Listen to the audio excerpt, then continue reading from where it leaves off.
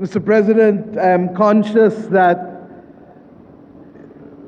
when you came to Barbados in August of this year, you reignited in our people a commitment to work with all peoples of African heritage across the diaspora.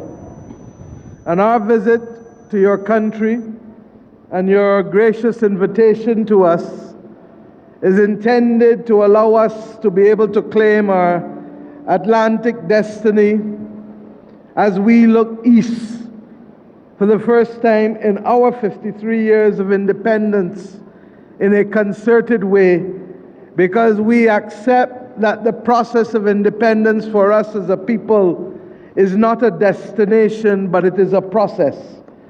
And it requires of us perfecting that state, not just at the level of the country, but at the level of each of our citizens. We come to make a better life for them. And we do so in a world that challenges us in every way. A world that is confronting now a crisis in our climate that will require of us to change how we live, how we build, how we eat, how we relate to each other.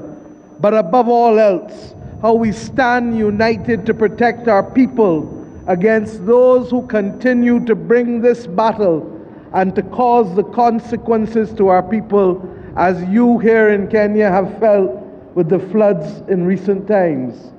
This is a battle from which none of us can resile. But it is also required of us to present leadership and to give the world a moral and ethical leadership that it is so badly in need of as we are about to enter the third decade of the 21st century. And I say simply to the people of Kenya that I am satisfied that the work we have done over the last few months together with your government and your president allows us to build that bridge to the future and to be able to make this world remember that we do not exist to praise institutions, but we exist to make a better life for our people. So without much more, Mr. President, I am just out of our own Independence Day. Barbados followed Kenya just under 3 years. We became an independent nation on the 30th of November, 1966.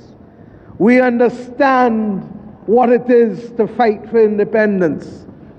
But above all else, we understand that independence is not a destination, but it is a process. And we understand that that process requires being faithful to the education and upliftment of our people. And we understand that many hands make light work, not just within our boundaries, but across the world. So I pledge today the continued commitment of my country and people to the causes and values to which we have already agreed ought to be those that uplift our efforts in the international community, so that we can have a better life in each village, in each parish, in each province, in each region in our countries. And I say to you that all who desire to come west know in Kenya that Barbados is a second home for you. Know in Kenya that the Caribbean is a second home for you. Know in Kenya that your brothers and sisters in the Caribbean will stand together with you for those causes that unite us because our values are similar. All that is left for me to do is to say, Mungu ibariki Kenya.